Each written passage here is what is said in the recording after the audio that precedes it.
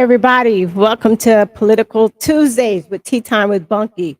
Yes, it has been a while since I've had a Political Tuesday, um, but elections are coming up, elections that I keep talking about. I would like to, before we get started, my guest just went out. She's trying to reconnect. I'm telling you, it's been an issue. We'll talk about it. I would like to thank all of my subscribers and supporters that has been sharing and telling a friend about Tea Time at Bunky, the place where all conversations, difficult conversations, everything is had. Um, Thursday, well, today is politics. We're gonna talk about that. But on for Thursday's show, I sent out an announcement on a topic which is a difficult conversation type of topic. And I needed some input. Originally, the person who submitted the topic and wanted to be on the show. I guess she got cold feet, which I don't blame her because it's really a difficult conversation. You're totally exposing yourself and things that you've gone through, and it's really hard. So I asked people, African American women, to either send me an email at teatimewithbunky@gmail.com or send me a message on my messenger, so that we can talk about this topic, talking about um it's the feelings of being a Black woman in America, basically, from childhood um, to before we were even born. Being devalued, not liking the skin we're in, and different things like that. So just conversations about that. So if you have anything you would like to hit on as far as that, send me a message. And we will talk about it. It's going to be open dialogue like this. There's no special guests. It's just going to be me and the people that are in the comments or whatever. We're going to have a dialogue. So, but I would really like to have something to bounce it off of. Now I see my guest, Miss Barbara Smith, is trying to get in. She's having difficulties. But first, let me tell you about tonight's show while she's still trying to figure it out. It's about the up and coming elections that I've been talking about on August 23rd. Um, there's three races. There's early voting that starts on August 13th through August 21st. Barbara will tell you more about that at the government center here, but it's a New York election, so it's for New York, and probably other states, but I just know New York. The three races, one is for Pat Ryan, who's a Democrat, versus Mark Malaro. Barbara, correct me. He's a Republican. To finish Antonio Delgado's term in Congress, and then you have the primaries where you have the Democrats, Josh Raley versus Jamie Chaney. I'm saying the names wrong. For new CD19 district, GOP Peter Ober Oberrock Oberrocker. He's a Republican versus Terry Bernardo for New York State Senate. Now the funny thing, she's on. The funny thing about this, though, I just want to make it clear. The real funny thing about this whole situation is, you know how you go to the mailbox and you get these things, right? You get these things in the mail, right? We get these things. Half the time we throw them out. Well, we got them because now I'm being more involved. I realized that I didn't get one, not one from the Republican Party, not one, which means they could have lost the vote. Yes, I'm a registered Democrat. Let's not get it twisted. I'm a registered Democrat, but I am the type of person who will vote for anybody who speaks to me, right? Anybody who speaks to me, because I'm not loyal to a party. I'm not loyal, especially when you learn the history of it. We'll get into that in a minute. But in the meantime, we're going to welcome Miss Barbara. With applause. Holy smokes. I feel like royalty. Welcome so much. Thank you so much for having me. You know what a fan I am of your show. Thank you so much. You are the go-to person with the registrations and knowing about the voting, and you're going to talk about how to make sure the person you're registered to vote, all of this stuff. You're going to fill me in on just a little bit, like help us that, aren't as involved as you and many others get to know a little bit about the candidates from your perspective. Because as I had across, this right here doesn't reflect anybody. This is just the opinions and conversation with Tea Time with Bunky and guess. So don't go out there saying Bunky said, Barbara said. No, no, no, no. This is our opinion. Use your own. Go out there, learn the candidates, right? Exactly. Okay, so before we get started, tell everybody a little bit about you. I didn't tell you that part, did I? Yeah, I did. Tell everybody a little bit about you. Okay, so hi everybody. My name is Barb Schmidt. I thought it would be interesting to tell you how I became a registered voter, because I became a registered voter when I was a brand new kid at college, and there was a guy from NYPIRG who was registering fresh 18-year-old, people, making sure that they were registered. So he was kind of cute, and so I stopped to talk to him, and he asked me about registering, and I was like, yeah, okay, because I wanted to be cool. And then he said, how about registering to a party? And I said, well, why do you register to a party? And he says, well, you don't have to vote any given way, but if you register to a party, you can vote in their primary. And I said, okay, I'll try that. Which is the good party? Like, that's what I asked him straight out. Oh, Lord. And so he just laughed and he says, no, I'm sorry, I can't tell you. That has to be your choice. So I gave it an eeny, meeny, miny, mo, and I came up Republican. Mhm. And when I told him I was registering as a Republican, he smiled, and I thought that meant that I got the right choice, but it's just he was smiling because he knew he couldn't say a thing about it. So everybody knows I was a Republican for like 40 years. But how I always voted was I always voted for the candidate. And so I would like switch around to either party, and everything was good because, nobody forced you to think any specific way if you were part of a certain party. Then I started to realize that these people over on the Republican side started putting up candidates who were jeopardizing right to choice. And that made me very upset in the Reagan years. And so that made me avid against Bush. And it made me very happy when Bill Clinton was elected, because one of the things he said was he will protect a woman's right to choice. And 4 days in, when there was something he had signed, I was like, yes, we are now better off as a country because we have somebody involved who's protecting our right to choice. And this was President Clinton. President Bill Clinton. Yes. Okay, but let me interrupt real quick for Okay. those that don't know, which I was kind of surprised for a lot of people, especially the younger generation. They don't know that most African Americans, we were registered Republicans in the 1800s when we were able to register. Because the Republican Party under Abe Lincoln, he was the one that was for stopping slavery and all the things that would benefit the African Americans. And people that also don't know, it was called originally during Washington's time, it was the Democrat Republican Party. Like, it was like, that's what it was like, called Democrat Republican Party.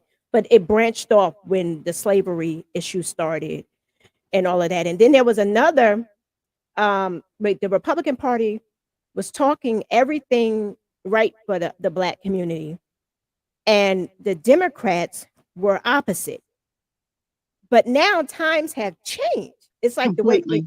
when you listen to it, it's like they reverse sides. They 100% reversed. 100%. Because it used to be that the Democrats were all your Southerners who basically owned plantations, and they didn't want to give up, their free labor. Right. And so then there was like this big switch where the Democrats became the party of the working class, and the Republicans, apparently they've been hanging on to some ideas that who knew, like before Trump was president, sometimes people kept their really bad thoughts to themselves. Yes. And having 4 years of that particular president seemed to give people permission they lost to their mind. Say things. It seemed to give people permission to say things that you normally didn't say if you were an intelligent person, or you didn't say around polite, civilized people. Well, we learned through the Trump presidency that these were conversations that they had in their houses behind their doors, behind their four walls. They just didn't openly show their racism and their biases or whatever. He Yep, just gave them the okay to be who they were, who they that's right. are, but also going back a little bit, there was also another party that was started. It was called the Black Panther Party. Now, everybody, it was an actual party where people thought that, where is it? That was in 1966, the BPP, and it was founded by Huey Newton and Bobby Seale. But what their idea was a revolutionary organization with an ideology of Black nationalism, socialism, and armed self-defense, particularly against police brutality. And this was in 66. But if you look at what they stood for, it kind of mirrors a little bit, except for the against police brutality part. It mirrors what's going on with the Republican Party. It's kind of like the same, except it had the police brutality part in it. Interesting. It's Yeah, very interesting, because yeah. I know in things I've studied about our late Congressman John Lewis, he was involved in some of those early stages of those organizations, but when it came to the violence, he was not down with the violence. And so we know he went on to be such a great man and such a strong protector of voting rights. So hopefully that gets us back to 2022 when we want to talk about voting rights, and to remember that good people like John Lewis was willing to get hurt to protect our right to vote. So I'm hoping that everybody who sees this show today makes sure that they're going to vote. There's no more any such thing as saying this is other people's business. All the parties are alike. They'll figure it all out. It's, if your voting rights weren't so important, they wouldn't be trying so hard to take it away. Now, that was on one of the conversation on the announcement of this show. That was a little dialogue that was going on underneath this. It was said that that's why, this particular person doesn't vote, because there's the same people that get in, there's not going to be any change and blah, blah, blah. And you know what? And I get it. I get it, because it looks like the same type of people come in, they offer this type of change, but then they get in and it looks like nothing's being done. But my thing is, find your candidate, right? Vote. If they're not doing what they're supposed to do, vote them out. But you gotta weed them out. That's what I've But in the first place, find the one that is closest to you today. Yes. If they are not you, unless you yourself run, they're not going to do everything, every minute, every vote the way you would do it. That's why maybe somebody who's listening today is going to feel motivated to run themselves. But until that happens, find the person that's closest to you and support them, and make sure you give them feedback. Like when Antonio Delgado was our congressman, he would have, I think by the time he stopped being our representative, he had more than 65 town halls. And I know he would come and he would listen. He would talk for a little bit, but he would hear from the audience. If somebody had a special request that, wasn't of general knowledge, he would grab one of his aides and say, take that person's name, help that person out. That's who we want to send to Congress now, because that's what's at stake. So that kind of gives us to, you're talking about candidates. So on August 23rd, we're going to have a special election to finish out the last couple of months of Antonio Delgado's his term of office. And so Pat Ryan is the Democratic candidate. To me, he's closest to my views, and I hope people will take some time and read about him and learn about what his positions are. I know he's for the Equality Amendment, he's for choice, he's for a lot of important things. I heard in the introduction, you're talking a little bit about Mark Molinaro. Well, not much, because I really didn't get, I knew I said his name wrong. Like I was saying in the beginning, I didn't get any paperwork on the Republican Party. the people running. I've So I been getting couldn't. really dumb ones I haven't from gotten that anything. particular candidate. He spends no time talking about his record because apparently there's Oh nothing of God. interest to talk about. He just has some strange fairy tale where he keeps saying, um, Biden and Nancy Pelosi want you to forget there's a special election. I'm going to say, hear me loud and clear with a megaphone. I want everybody who's hearing this show to go out and vote on August the 23rd. Please, please vote in the special election and please vote. There are two primaries. There's one Republican primary and there's one Democratic primary. Mhm. Please, please vote on the 23rd and you'll get two ballots. Fill out those two ballots. Oh, Now, by the so way, I told you I was going to wear that dress from Lizzo. She didn't loan me the oh, whole dress, so this is all I got. This is just what I got from Lizzo. Vote, vote, diversity, diversity, vote. This is my pitch. and Please vote August they 23rd. they have to. The people have to, because if this dude, um, Mark, is running off of that, he's really trying to get this up here. He's really just running off of trying to follow in the other dude's shoes. I don't even want to say his name. Yeah, Basically, he's going by that. He's going by that. Um, it's like a fear smear campaign, where people are loyal to a party. They're just loyal to a party. They're not. So you know what I'm saying? Like people, like you can well, be that's the how low, I the refer low. to it as they're choosing party over country. Yeah. So they're not spending any time to ask their constituents what they want. Mhm. Somehow they develop this playbook. And right now, their playbook is all about taking away our rights and canceling the other. Right. Like, we're going to talk a lot about choice because, oh, it's a little warm in here. Let me fan myself. Choice is a very big issue to me. Choice is very, very important. Yes. Yes, And it is. Yes. and Yes. and LGBTQ rights. Oh, I have to cool myself. That's very important to me. And the other thing I want to say more seriously is they are really trying to turn us against our neighbors who might not be documented citizens. Yeah. So one of the things because we all know people in the community who are undocumented Yeah. and we love them and we know that they're good people, Yes. and all the things that the other party keeps saying about these people to vilify them and do scare tactics and make them the other. I say all the people that I know who are undocumented are good, hardworking people. They're loving parents.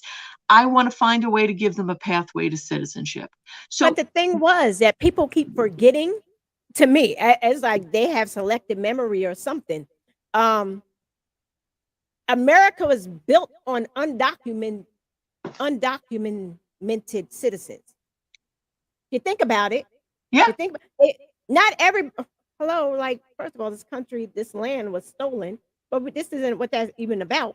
But people came over here and became citizens and had children and so on and so on and so on. But their grandparents or great grandparents, somebody's family came over from another country and they didn't have their papers in hand. They had to work up. well, And and a people lot for of these people love to say, like when these people get like really righteous and holier than thou, they tell Mhm. me, well, my grandparents came over the right way. Well, excuse me, what the heck was the right way back then? Things were very, very different. Yeah. And when they came over seeking asylum, it was our job. That's why the Statue of Liberty is in the harbor, because we're saying, give us your tired, your poor, your huddled masses yearning to be free. What happened to that part of our credo, our whole democratic process, that we say, hey, somebody is having a really bad time in their country. If they want to come over here and they want to work and they want to be an honest citizen, let us give them a pathway to citizenship, especially if they're a poor parent who are walking hundreds of miles with their kids just because they want to keep them safe and away from either drought and hunger and poverty and the drug cartels that are trying to rape their daughters and turn their sons into drug runners. Mhm. If these people come to us and ask for asylum, we need to give them a fair, honest hearing. We can't slow walk them at the border, and we need to have enough judges to hear their cases, because that's part of the process. They started, firing all the judges, making sure there weren't enough judges. So these people were getting like really slow walked, and they're, it was taking too long for them to have a hearing.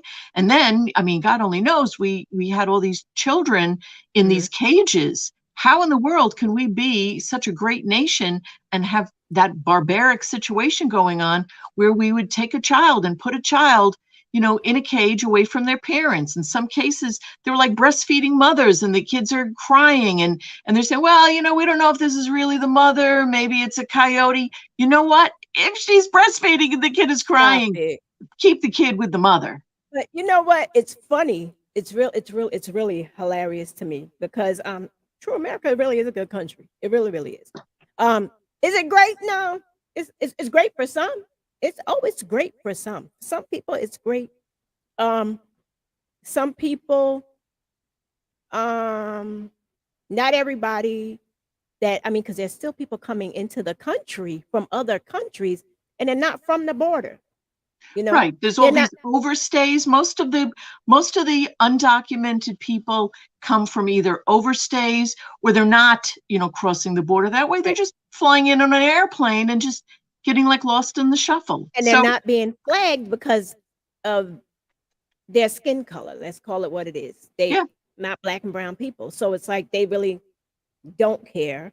And they're not being watched. It's like they're not being watched. You have people. You're touching on a concern that America, to my mind, I'm very patriotic. America is a great country. We're not living up to our greatness. No. And we're overlooking our whole notion of equality, because I firmly believe that none of us are equal until all of us are equal. Exactly. And so that's one of the things we're looking for. And that goes with the voting. That goes all back to the voting. All of it goes back to the voting. Because as long as these others are in office, they're going to look out for whoever's lining their pockets. It seems like whoever's lining their pockets and following their agenda, they're going to back them. They're totally going to back them. And people like, what's his name? I don't know them. Let me see. Jamie Chaney. I don't know. I'm just picking. She's says she's running on a working mom on a mission. Yes. Putting working families first, fighting to protect access to abortion, working to end senseless gun violence. And Josh, see, what's his name? Pat Ryan. I had to look him up through the little thing, and my phone didn't want to work, so it's just easier for me to pull one of these out. Josh Riley. See, I like bullet points. He's supporting Women's Health Protection Act to codify Roe into law, work to ratify the Equal Rights Amendment, and use all legal authorities to preserve reproductive rights. But when I read some of these things, it still doesn't make any sense to me. It doesn't. It's like it's still like a foreign language, because I'm just getting into it. You know? And it's like when I'm reading these things, I'm like, but what? I get lost. I get confused. Like, who do you vote for? That's when I start digging deeper, right? Good. And that's the big thing. That's why I wanted to come on your show, because I'm really interested in helping people become more engaged and helping people become more informed, because that's what you really want. You really want somebody, you want to be informed about who the candidates are. Right. There are some communities who vote as a voting block. And I went and I knocked on the doors and I talked to all these different people, like the women of the house were home. And I said, I want to talk to you about, such and such candidate. And she's like, oh, I'm so sorry. I don't know who the candidates are. We don't have internet in our house. I don't know any of these people. So I thought, all right, maybe it's kind of like a chauvinistic thing. And I was like, well, can I come back later when your husband is home? And Uh-huh. she's like, no, no, no. My husband doesn't know either. We're told who to vote for. Now, to me, that is sad and heartbreaking, because that means there are two votes that are just based on who they were told to vote for. So somebody could be telling them to vote for somebody who is 100% against their own self-interest, Mm-hmm. but because of, whatever deal was worked out, whatever lobbying is going on, they are voting for who they are told to vote for. And so we need, like, for every one of those folks, we need like 10 or 20 of our folks who are engaged and who are paying attention and who are voting for people who will best represent them, either in Washington, D.C., or we haven't even talked about in Albany, because in this particular August 23rd election, among the Democrats, there's not going to be a primary because we are all endorsing Eric Ball. And so after August 23rd, we're going to be talking a whole I lot don't even have more. his name down. Eric Ball. Yeah, I don't even have it. He is a really good person. He's a 36-year-old young man who is full of energy and fresh ideas and fresh perspective, but also as a Democrat, he is on like all of the platform points of Democrats. So he is pro-choice, he's pro-gay rights, he's pro-justice, he's just he's very supportive of our platform. At the moment, if you try to talk to a Republican and find out what their platform is about, all I ever get from them is obstruction, what they're trying to vote no on. Like for people in the Black community, there's a lot of people with diabetes. The Democrats were trying so hard to put a cap on insulin meds, so that it's only going to cost $35 a month. We could not get the Republicans to vote along with us in the Senate, and so it failed by 3 votes because you needed That's really sad. That's really was sad. sad. Because it Why shows it's vote just all against about this? money. Yeah, It's all about money, it's all about money. and it's about, like you said, most African Americans suffer with this disease. They're not going to try. They're not trying to help the African American community. I mean, it is what it is. I mean, like I'm learning this at such a late age and stage in my life. You're only 52. Come on. I know, but I'm You like, got it all ahead of you. I know I got like 50 more years speaking into existence. It's like you said, how you went to that house and they said they don't know who the candidates is. They're told who to vote. That reminds me of me when I wasn't paying attention. A friend would be like, well, vote for so-and-so. All right, fine.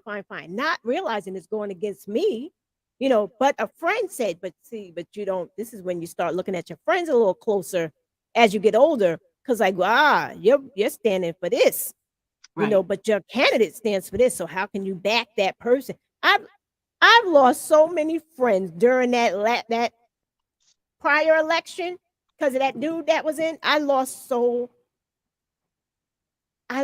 many people that I used to talk to.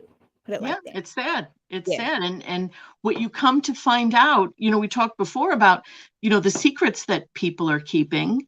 Right. And so maybe we thought those friends were worth having, and now we've learned some of them maybe aren't worth having because now we know their secrets. I used to know this lady in the Mountaindale community. I thought she was a nice person, and some Hispanic person irritated her in some kind of way, maybe just by having a little bit darker skin than her, and she's like, go back where you came from. Now what in the world does she know about where that woman came from to tell her say go back to where Africa? You came from? Go back to Africa. I'm like, I was born in Monticello. What are you There you go. Like, what are you talking about? But but like, I don't even want to entertain these people because there are people on, there's always people that try to ruffle feathers, you know what I'm saying? And you got to respect them. Everybody has a right to their own opinion.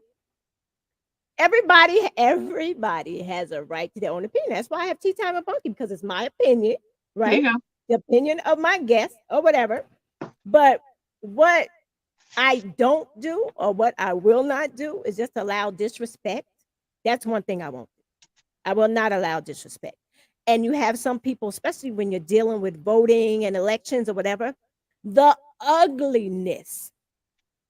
The ugly is so ugly. That's why I think there was so many problems with this show today. Like computer wouldn't, everything was just acting up because it's a topic that I hate, because I think I hate it because it shows and brings out the ugly in humankind. And I don't like that.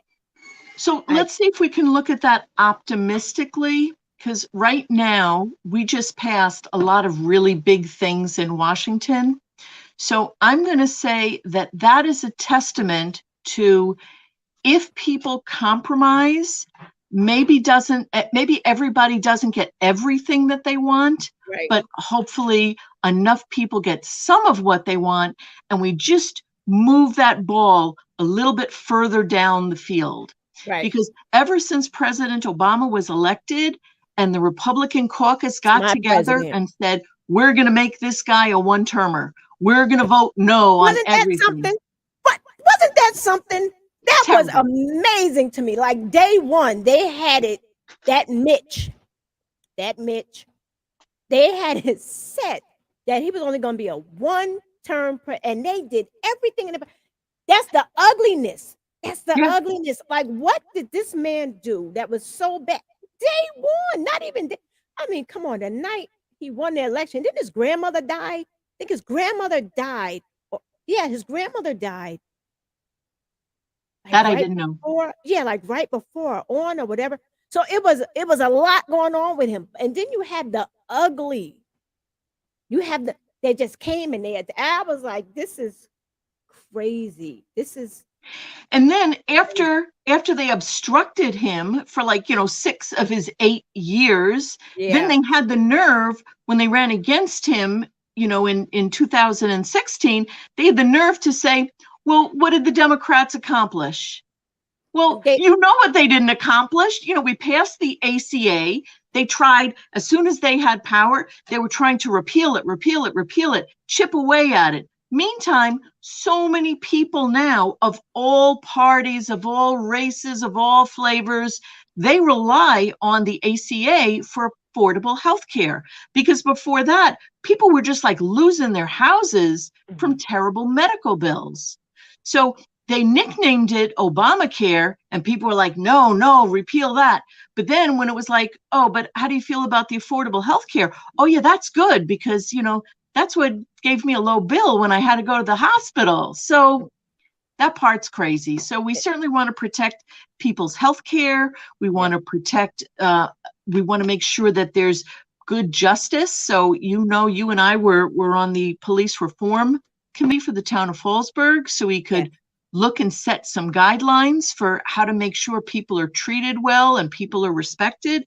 So yes, we're making more progress based on that horrible obstruction that we had, through all those years when Obama was our president. And then they were even obstructing each other through the Trump years, because he wanted to pass a lot more ugly things, but because they were fighting themselves and the Democrats were like, okay, we're just staying out of this mess. So at least some of the awful things he wanted to do to us never happened. But did you notice that the ugliness in America that was always there started to come out when President Obama got elected? Because the ugly things they used to post about him, and the things, oh my God, the stuff that this man and his family endured, because of the ugliness in America. Well, And you then talk about the people, birtherism, everything, well, yeah, it even all before started that, with even the before that, birtherism. no, but it started with also, while he was running, they showed posters of his campaign where they had him looking. I don't even want to repeat it because it's so hurtful. Yeah. The visual, I mean, but what and they were horrible to Michelle. they, Michelle is like one of the most beloved women in the country, and they just would say vicious things about Michelle. And right, that's like a brilliant mother. but it opened the Pandora's box, and then when that dude got in office, he just opened the floodgates. President Obama's opened the Pandora's box. This dude opened the floodgates, and they haven't been able to close it since. It's like they haven't. I don't. You know what? You can't put a cap on something like an explosive soda that has all of the gases. Once like, you shook it, it's happening. It's already done. Like you're already aware. That has a lot of carbonation in it. You got to wait for it to go flat. Now, how long is this thing is going to go flat? Where America, where people are. And that gets all back to we voting. have to do our best to vote it out of control. Because when President Obama was elected, we thought, this is wonderful. Everything's going to be so good right now. And we relaxed. Yeah. And what we didn't know is while we were relaxing, they were working their spells. They were, putting all these judges where they could make, some cruel decisions, and they were lining themselves up. And then all of a sudden, we had the midterms right after President Obama was elected, and we lost the House. So what we have to be now is smarter to say, when everybody says, the president always loses some House seats, you know what? No, this ends here. We have to do everything that we can to make sure that we retain a Democratic majority, because that's the only reason things are happening now. In the last part of the last administration, there was a Democratic majority, and they passed 350, 400 different bills that would have helped. But because we didn't have a majority in the Senate, then Mitch McConnell was able to say, yeah, okay, I know you people, have these 400 bills laying around, but I don't choose to put them up. What do I want to put up for a vote? The tax bill. And they cut the taxes for the wealthiest. Always. And now we're in this huge deficit because now we have to pay all that. But the Inflation Reduction Bill, so hopefully that gets passed. And then some of the billionaires hopefully will start paying their fair share. I know President Obama promised, that nobody making less than $400,000 a year is going to, have a tax increase. So I feel, okay. Well, that'll never be me anyway. I like to think it'd be nice if I was in trouble, but no, I'm not in trouble. It's not me. So it's going to be good. It's going to be good. So if we could get back to making sure that everybody can vote, the Board of Elections sends you a yellow voter card that lets you know that you're in the system to vote. So don't throw it out. Don't throw it out, but make sure you get it. Right. Because, for example, this one came to my street address. If they send it to your street address and you don't get street mail, you have a P.O. box, or you canceled your P.O. box, or you moved, or there's a relief postal officer, that day. If this goes back to Board of Elections, they say, oh, look, this came back. This person must have either moved or passed away or what. Let me take them off the voter roll. That is how easy it is to fall off the voter roll. So every year, because I've been a poll worker for a couple of years now, every year people come in front of me and they say, I voted last year. I don't know what happened. How come I'm not in the poll book? What's going on? 9 times out of 10, it falls down to something like that. So I will say for this current election, earlier in the year, we got these yellow cards, but then just this week, we got a little white card. So if people got a little white card, you're pretty good. If you don't remember getting a yellow card or white card, what I want people to do, let's see if this is showing, and I'm gonna, is this go over? Screen? Go over. Okay. Right there. So that is I'm gonna read it. voterlookup.elections.newyork.gov. So I don't know if you have the ability, please, to type that in. But if people go to voterlookup.elections.newyork.gov, there's a little 2-second form that you click, like you just put in Sullivan County, your date of birth, your zip code, your name, and that'll come up and that'll tell you if you're an active voter. Thank you so much. Wait, let me get it on the wait, I don't want it to scroll. I want it to stay. Yes, that was voter lookup dot elections dot New York .gov. Yeah, let's have it. So everybody make sure that you're active. You know, people do like little moves and you think, oh, I don't really have to tell anybody about it because I just made like a little move. Like I know one lady in Mountaindale, you know, there was some construction going on. So she temporarily moved from Mountaindale to Hurleyville. And somehow the Board of Elections knew she was in Hurleyville. She showed up in Mountaindale to vote and they said, I'm sorry, you're not a voter. You can't vote here. And she didn't know that they were expecting her in Hurleyville. So she just didn't get to vote.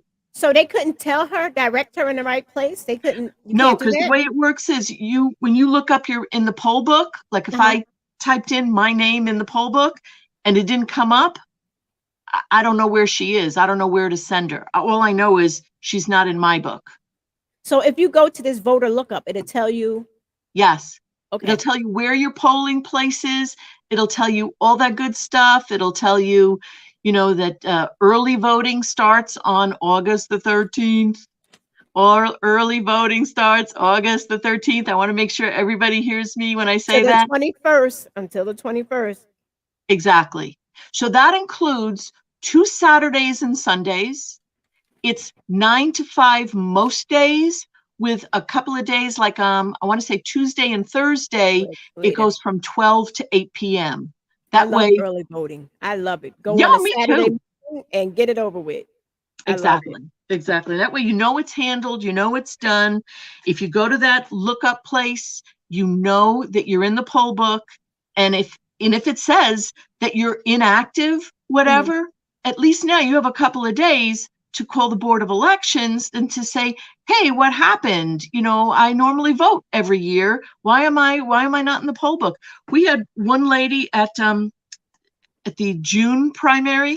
There's one lady, I've known her for years because I coached her son in soccer. So we've known each other for a really long time. And she came and we tried to look her up every which way. We looked up her street address. We looked up her maiden name. We looked up her married name. We just looked up everything.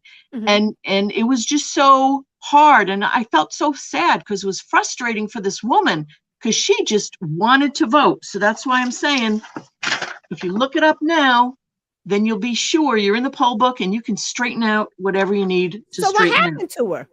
What happened? Did she ever find out what happened? We straightened it out one way or another. Oh, okay. That's like a story. Like what? Yeah, because I'm not allowed. Yeah, I have an oath of secrecy.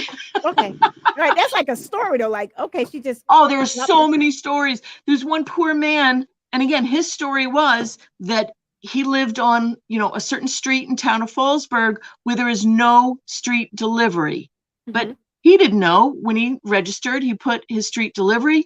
Maybe there was somebody at the post office who knew him and always put it in his right box. Right. He showed up in front of me last November and it was like, nope. And we tried to have him fill out an affidavit and it was just, nope, you're out of the poll book. So the happy ending to his story is when he came to vote at the college, I happened to have been the poll worker. I recognized him, was like, oh, I've been looking for you since November. Come here, let me re-register you. So that's what I did. I re-registered him and now I checked. He's an active voter. So what I want to tell people is it's just this easy. You just fill out like your name, your address. You're going to give it a signature. So they have a sample of your signature. If you have a driver's license, you put in driver's license information. If you don't have a driver's license, you must have a social security number. So put in your social security info, fold it up, and either walk it into the government center or put a little stamp on it right there and mail it to the government center and make sure that you're registered to vote. Now, that was good what you just said about the ID, like they're having either a driver's license or non-driver's license, basically, or a social security number. Right. And like in the South, when they were doing all that voter suppression, Yep. like the older people who didn't have a birth certificate, whatever, but they had their social security number because so they didn't have an ID because they didn't have, all the proper documents. Like, is that how voter suppression happens when you don't Yes. have those? Yeah, and they If knew you it. don't have those things. And it's interesting that you say that because just on Friday, I was having kind of a fight with an attorney who's like a respected fellow, and he's trying to tell me how he's in favor of voter ID. And I'm like, well, what if they're trying to suppress your vote and they don't give you ID? Right, And his thing was, oh, that's impossible. I said, excuse me. I have heard people tell their stories, especially like down in the South, right, where if a person of color tries to come out and fill out a form so that they have personal ID, they would give them all these shady stories like, oh, I'm sorry, we're not doing that today. You have to come back tomorrow. So trying to wear them down. All right. right, So the guy really wanted to vote. He came back the next day and they're like, oh, I'm sorry, whatever. And so they basically just tried to wear him down and not give him an ID card. And so that's why, I have some concerns about, when people say, oh, everybody should show up with an ID card. right, All right, if that is a fair playing field. But what right. I'm afraid of is that this is going to become your proof of voting. This What is is that? a Benjamin Moore color chip, and you get to vote Chips? if you match No, not the if you chips. match That the color chip, then you can vote. So that's what sound I'm like the Book here. of Revelation. Sounds like the Book of Revelations. I can't with the chips and stuff. But that's what we're trying to avoid. So if Yes, everybody, the mark. hopefully you have some piece of information now, either your driver's license or your social security number. If you don't have that, then I would walk myself into the Board of Elections and see if there's some other ways that you can prove that you are a citizen of Sullivan County and that you have the right to vote. What about a SNAP or Medicaid card? So that should be state issued, Right. right? It's New So York I State, right. feel like even though that's not what's accepted on this card, Mhm. if you walk into the Board of Elections, hopefully they can guide you. If you have like a SNAP card, a benefits Right, card, whatever, hopefully you can say, oh, okay, that is, state issued or right. federally issued ID. Let's find a way to validate your signature so that you go in the poll book and your signature has to match the next time you go somewhere to vote. Okay, well, that's good to know. That's good to know because we know everybody doesn't have driver's license or non-drivers, New York State issue non-driver's ID. Why I Right. don't what I mean, that was one of the things that I went to Albany to help to fight for, to make sure that people could get, like, if they were undocumented. Well, no, so this touches into something different. So, no, I am not in see favor how of tea people. time can go into whole different Yeah, yeah, yeah. conversations. I didn't mean to touch on that because I am not saying that people who are not citizens or who are not documented should be able to vote. I am definitely not saying that. I'm just Right, saying there has to be ways so that people who are citizens and they are, they're whatever, that right. they have the right to vote and they have some form of ID that they can present. Unlike you were talking about, somebody who was like, birthed at home, maybe they never got around to getting them a birth certificate, but Mhm. hopefully there's some kind of social security number for them. I think pretty much everybody has that, right? I'm guessing. I don't unless you were born into slavery. I don't know. Well, a lot of those people are not alive today, so they're probably not voting, but God bless them if they are voting. There's a couple. There's still Yeah. a few kicking or but I mean it's crazy how it's crazy how people who aren't documented, right? That are law abiding citizens and doing everything they could to be productive in their community and help everybody that they can and look out for everybody that they can't vote, right? Um Yeah. But then, not saying that But that's everybody's what out I'm of saying. productive Let's citizen. give them a pathway to citizenship. No, but So, what I'm saying is, but you have other people, right, that are only looking out for themselves, that vote and that don't know who they're voting for, they're told who to vote for, you know. yeah, So it's yeah, like it's very really sad. crazy when you look at how all that works. But if we want to look at, immigration status, im- people who are immigrants, whether they're documented or not, they are such a tremendous part of our healthcare system. Like Yeah, they might be the people who are the janitors who are cleaning the rooms. yeah, You've got on farms, they are farm workers. right. We would starve to death if If it these wasn't for them, people weren't right? working on farms, if they weren't, picking our fruit. So when you talk about working against self-interest, I know there was that awful, awful congressman out in, I think it was Iowa, something like that. And he had, his constituency was a lot of farms, and all those farms were based on the labor of undocumented workers who they could pay like under minimum wage.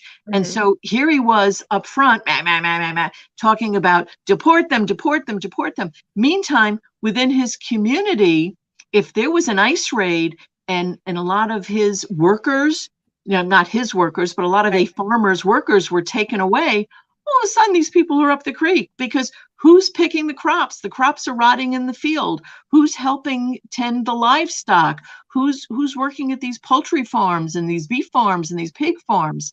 So let's get these folks a pathway to citizenship and recognize what an important part they are to our workforce. And let's get them starting to get fair wages so they're not treated like, 2022 slavery.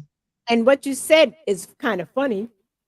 It goes back to knowing who who the people are that are running for office. Because you got this guy who's up there with all that rah rah rah, and he's going against the people that he's trying to saying he's looking out for. So the people Right. who need your vote, you're trying to destroy their livelihoods. So Well, like you that's look at that guy, important. Devin Nunes. Remember Devin Nunes? He was like a little puppy dog for the last president, and he would be like, running around bringing him information late at Yeah, yeah, night, yeah, yeah, bringing yeah, him yeah, in. yeah, yeah, Yeah. yeah, yeah. That guy, his family owns a huge cattle farm. So here he was pandering for votes to say, oh, the borders, the borders, the borders. But meantime, Wow. his family farm was based on having all these undocumented workers doing all the work. People will sell their souls, won't they? They will sell their souls Tragic. just to have a name. Just to have a So name. that's why we're looking for good people. So, Yes. we were talking before about, Planned I Parenthood. gotta I look. got a lot of activism training through Planned Parenthood. They would have a lot of speakers. So in person, I've met, Reverend Barber from the Poor People's Campaign.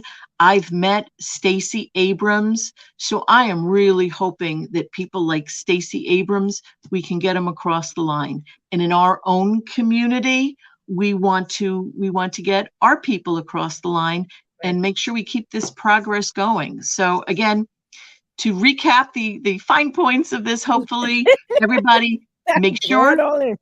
make sure if you're registered to vote, make sure you get yourself there, have a voting plan sometime between Have the a 13th, plan. a Yes. plan. Know Gotta who have a you want to plan. vote for. You don't want to Right. walk in there and then you see Because the that's the ballot and you're worst. like, oh, I don't know what to do. I feel Yeah. stressed. I feel stressed. That's the Know who worst. the candidates Yeah. are, giving you a hint. I've been there. I love Pat Ryan. Wait, here we go. Love, oh, there he is. Love Pat Ryan. That's Love Josh Riley. Josh Riley is running against Jamie Chaney. Pick one or the other, and then whoever wins, let's support them all the way to November. We love Eric Ball. We want to make sure Eric Ball goes to Albany. Now, just to touch on something really important. So right now, the Democrats have a supermajority in Albany. And it's because of that that Albany is getting so much done. Before we had a majority, there were things like we wanted the Reproductive Health Care Act. In other words, we wanted to codify Roe so that if Roe ever fell from SCOTUS, because everybody said that'll never Crazy. happen, that'll never happen, it's a 50-year Crazy. precedent, we were like, no, you know what? We really need to codify it. So when the Republicans were in control of Albany, they refused to bring the Reproductive Health Care Act to a vote.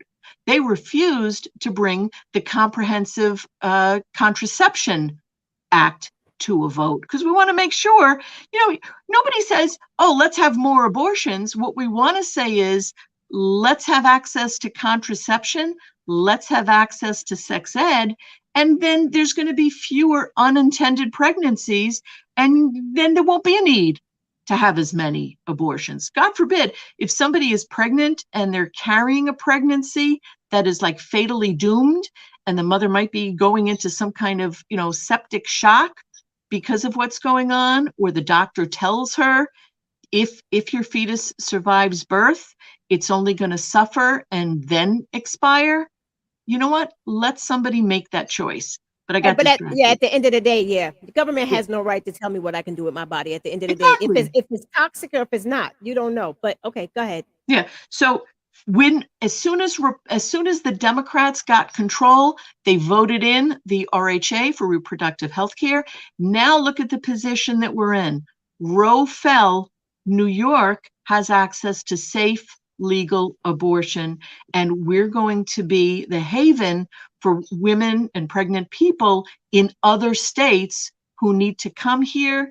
There's a National Abortion Healthcare Fund. In other words, not federal money, but people like you and me who say, you know what, I don't have a lot, but I'm going to throw some money into this fund to help some poor person, right, have access to care here in New York State. We don't want women going back to the back alley abortions. We don't want women, where they use hangers and things like that, and people died. That really happened. Right. It really happened. So that's important. So that's why we want to protect Albany. That's why I'm supporting Eric Ball. He would be the senator from New York for Sullivan County. So he's committed when he's in office. He will vote for the Equality Act. So the Equality Act passed once just last 2 months ago in June. We need it to pass again in the new session where Eric Ball will be. We need to make sure that the Equality Act gets passed. And if it gets passed twice, then it goes on the ballot. So the way Kansas voted, we will get to vote a constitutional amendment for the Equality Act. The Equality Act is all about ending loopholes in discrimination. Now, let me ask you, because it's 8:00. Let me ask you really quick, though. What if he gets in office, right, and flips the script? That's the good thing about not saying he'll do it. I don't know him. I have no idea. He has to go and improve everything that he said he was going to do. But that's the good thing about voting. So you get him in for a certain amount of time. He goes in there and loses his mind, get the power thing. Not saying he'll do it. I don't know. Right. It's the power thing. You can vote him out. So I'm going to say that's why it's good to either meet the candidates in person or tune in. Like if we were to get Eric Ball on your show, I have spent a lot of time with Eric Ball. I know his heart. He is not going to flip on that. Okay. Yeah, he is. If you can get him, let's do it. Let's make it happen. I guarantee you, Eric would love to come on and have a chat with you. Okay. Because I don't have anything from him, so I didn't even mention him. Well, again, because he's endorsed. Yeah, and he's the only. Yeah. So as you get closer, besides, he's a poor young guy. He needs money. Can't afford all that. I understand. I get it. Yeah, he's going to, because we're going to try to do fundraisers for him because he's somebody I believe in, and I want you to feel like you do know his heart the way I know his heart. Well, that would be nice. That would be nice. I'm looking forward to it because I'm trying, like I said, I'm trying to know who all these people are, and I'm going to look them all up more. Keep looking, digging. But and if somebody is registered Republican, on the 23rd, there are 2 candidates who want to run against Eric Ball. I recommend that if anybody is a registered Republican, ask them, where do they stand on the Equality Act? Where And do that's they stand on choice? Peter Oberbacher, Oberacher. and Terry Bernardo. Right. Yeah, those are So the two I would Republicans. ask them. I know, one of those candidates, anything I've heard them talk about, it seems like they're really big on denying climate change. And it feels like Really? that's kind of old news. I It's think really all the old. They need science. to sit down somewhere. Cut it out. Yeah. They're ridiculous. Yeah. This So is that's why I like, hate politics. ask these people and then you'll know their hearts and Yeah. make your own choices based on your self-interest. So I Yes. know we're closing, but let me say one fast thing before I go. So in 2016, I was walking around talking to everybody, trying to make sure that we didn't have a disaster in the White House. So remember, back in those days in 2016, I was still a Republican. I would talk to Republican women and say, how do you feel about Hillary, blah, blah, blah. And they would be like, oh, we want to vote for this other guy. And I would be like, but how do you feel about a woman's right to choose? I can tell you, every single Republican woman I spoke with that year said to me, oh, he's just kidding. He's not really going to try to stop abortion. Stop it. Oh my I God. promise you, I would swear on a Bible. That is what the women told me. He's just kidding. He's just kidding. Well, you know what? I don't need nobody joking around about stuff like that. No. So No, now, I don't. 3 Supreme Court judges later, he really wasn't joking. No, he wasn't, clown. But anyway, God, I hate it. All right, so we're gonna end this. Thank you. Thank you. Yes, the information, you guys go to https voter look up elections.newyork.gov to find out if you're registered and where your location is, right? So you don't go to the polls. And again, it's just like a 1-minute thing. You literally just put in your county, your name, your zip code, and your date of birth. And then you'll just pop up. That's all you need. You don't, it's not a hard thing. It's just boom, put in those things. You'll know if you're active, and if you're not active, you have a couple of days, hurry up, call Board of Elections, get yourself sorted out. And look the candidates up, make a decision for yourself. And like I said, at the end of the day, if the person gets in that you thought was the right one for you and they doing a bunch of shenanigans, next election, be like, okay, I'm not dealing with them, so they got to go. So, but it's your right. Use your rights to vote. People died for this. For this. So elections, August 23rd, you have early elections starting August 13th to 21st. Reminder real quick, like I said to the people watching before we end this, make sure you go and please send me a message. I'm talking to the African-American women. Please send me a message for Thursday's show, because I want to know how you feel about not being valued, the self-hate that we grew up to have. This was a conversation that somebody brought to me, but I guess it just affected them so bad that they backed out of having a conversation.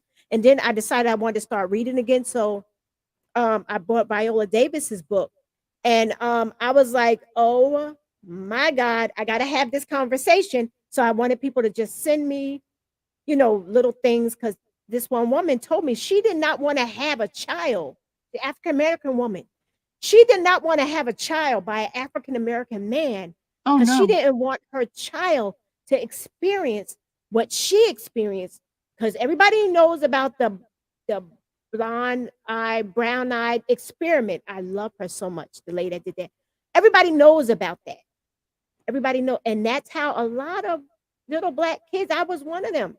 We just did not love who we were. We always felt, some will probably be like, oh no, I didn't feel that way. Stop it. You did in some time in your life. So that's a conversation I'm having Thursday. So I want people to send me messages either on my messenger or email me, teatimeabunk@gmail.com. And that's a difficult, great conversation. That's Thursday night.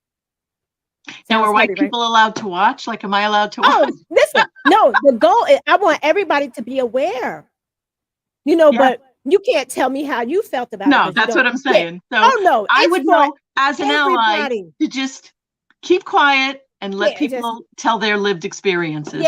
Yeah, that's, and it's like sharing commonalities.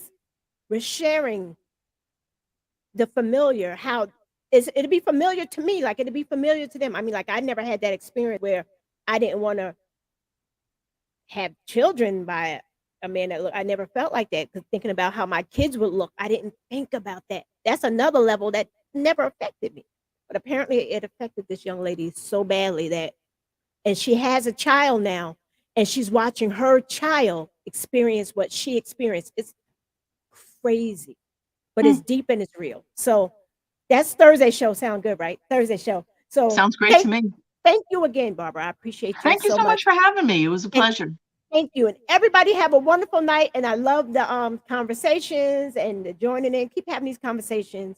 Keep looking things up and finding out for yourself. So on that note, we're going to end this political Tuesday of Tea Time with Bunky. And you guys make sure you tune in on Thursday to regular Tea Time with Bunky. Good night, everybody. Good night,